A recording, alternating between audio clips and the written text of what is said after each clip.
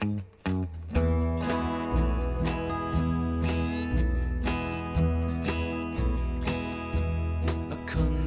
road, a bright red rose, where I want your heart to go.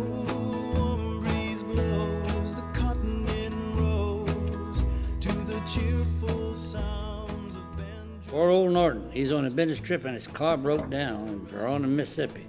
But lucky for him, he found shelter in a local historic city hall. Hey, I'm on the 45 highway here, just off of the Verona Town Hall. And, well, if you could pick my car up here and just tow it to a shop in Tupelo, I'd be very grateful. And I'll pick it up in the afternoon. Okay. Thanks.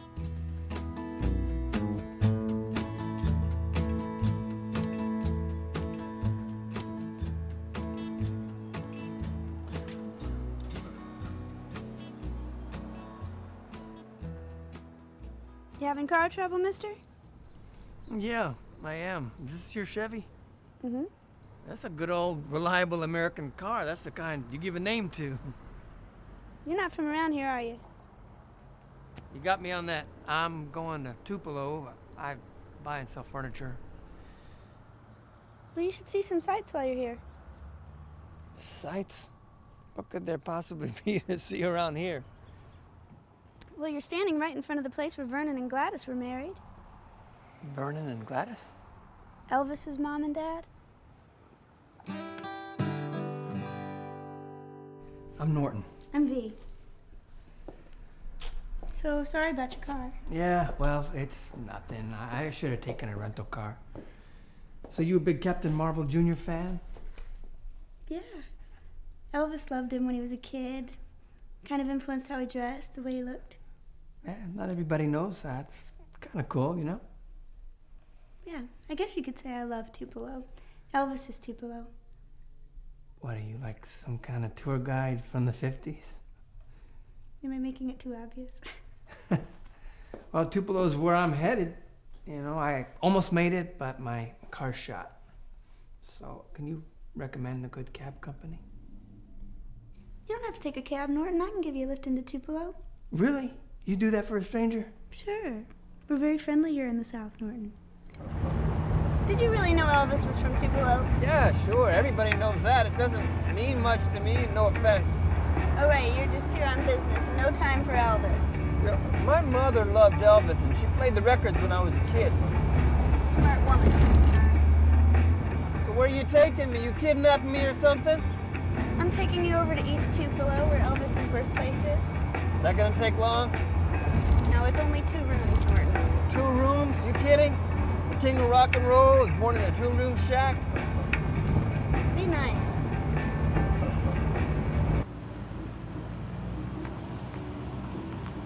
The Presley built a little house in Leake County, East Tupelo, and the house still stands today.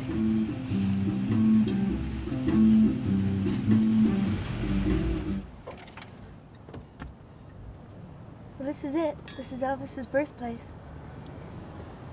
Wow. Reminds me of my grandmother's house in Brooklyn. Yeah?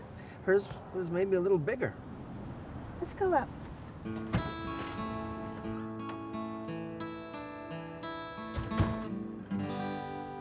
It was January 8th, 1935. Gladys went into labor inside the home. The first baby was stillborn. And Vernon came outside, distraught, on the porch, and he saw a blue light flash across the sky. The doctor called out for him, and there was a second baby being born, and that was Elvis. You telling me Elvis had a brother? A twin brother? Well, they didn't know they were having twins. But Gladys wanted the boys' names to rhyme, so she named the firstborn Jesse Garin, and the secondborn Elvis Aaron. Although the Presleys moved to Memphis when Elvis was 13, he never forgot about his brother. So there would have been 2 Elvises? Can you imagine that?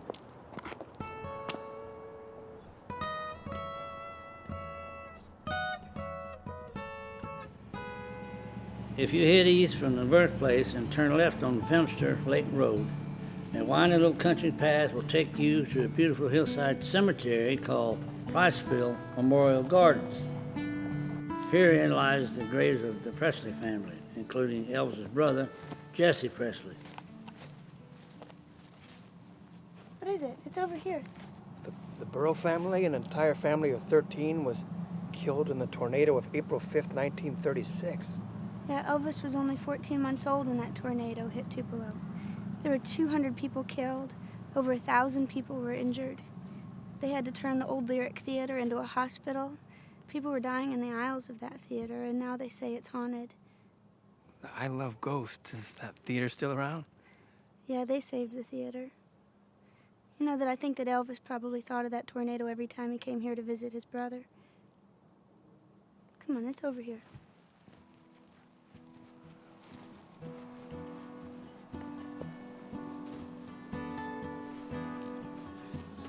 This is the Presley family plot. And Vernon buried Jesse right here in a pine box. How do you know all that? Family history, books I read. So the most famous entertainer of the 20th century just leaves his brother buried here? Well, so much time had gone by, Jesse's body had passed into the earth. But I think it's kind of beautiful. I think it's as it should be. Jesse belongs to Tupelo.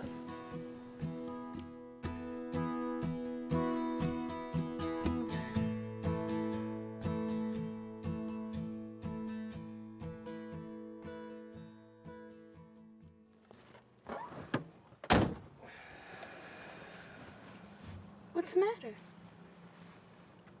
I was just thinking, nothing, forget it. It's not important. No, what is it? Well, you gotta admit, Elvis had such a unique voice. Maybe he was singing to his brother.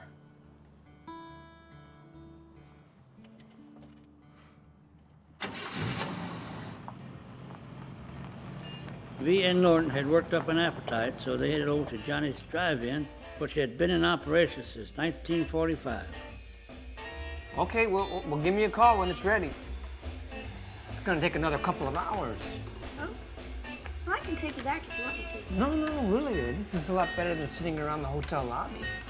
You really think so? Yeah, I do, but there's one question I gotta ask you. It's driving me crazy. Well, you change clothes. I mean, you change clothes a lot, and I never see you change them. It's kind of weird. You ever seen Captain Marvel change clothes? Yeah, but you never even say Shazam. Do you want me to say Shazam? Oops, I did.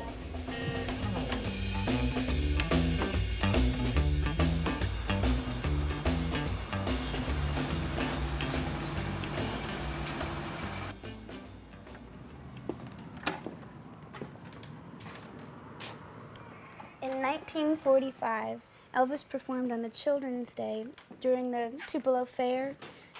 He was so small, he had to get up on a chair to reach the microphone, but he sang this very sad song called Old Shep. His daddy was listening to him from inside his delivery truck on the radio. I bet he won that talent show. No, actually, he only came in 5th place. But he didn't have a guitar then. Well, shortly after Elvis's birthday, Gladys brought Elvis to this store to buy him a gift, and he looks up on the wall and he sees a rifle.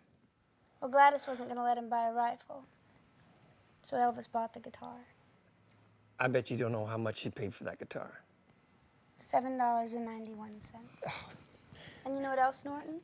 The day before, a tornado came through town.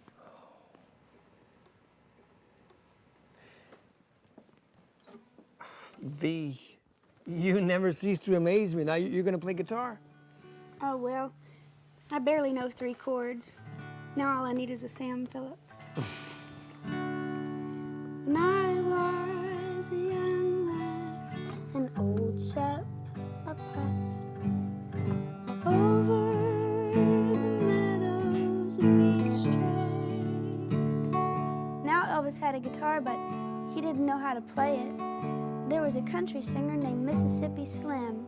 He broadcast a radio show called The Singin' and Pickin' Hillbilly from right here on the courthouse grounds. Now, Elvis was childhood friends with this boy named James, and he was Slim's younger brother. Elvis would ask Slim to teach him to play chords and songs. Now, there was a bigger radio show, and it was called the Black and White Jamboree, and it was broadcast from inside the courthouse.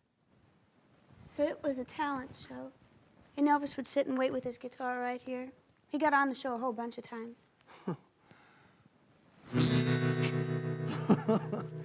So Elvis was on the radio. He's 12 years old, right out of this courthouse, and no one even knew who he was. Nope. But he'd take that old hardware store guitar with him every day to Milam School. And on the next to last day that he was in Tupelo, he played 3 songs in front of his whole 8th grade class. And then his family, the next day, they moved to Memphis. And he became the king of rock and roll.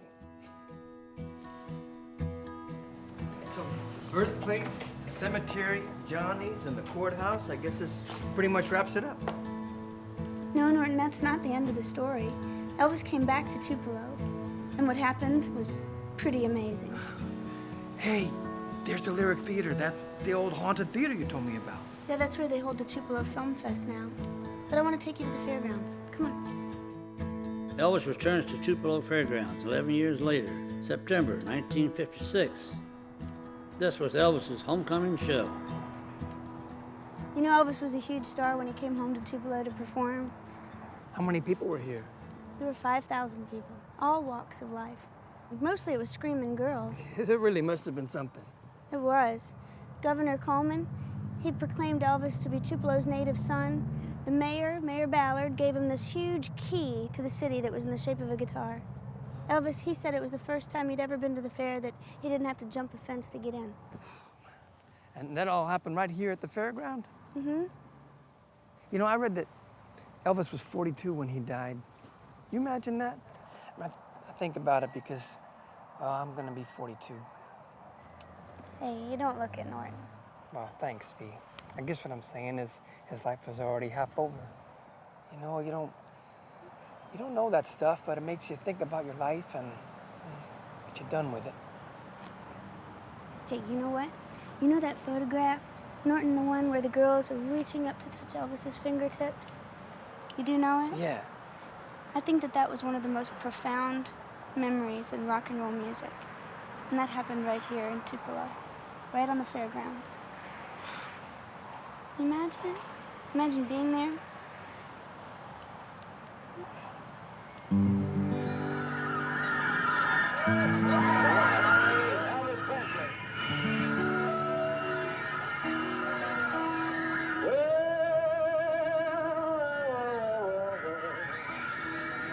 V?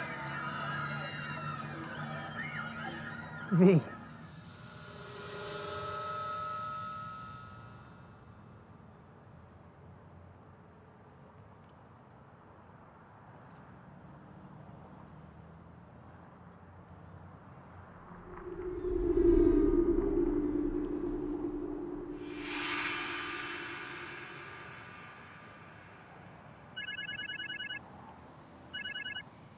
Hello? Yeah. Oh, it's fixed. That's great. That's great, thank you. Look, can you come and pick me up? You know where the old fairground is? Yeah. I guess I kind of started walking and looking at the sights, and I guess I fell in love with a ghost.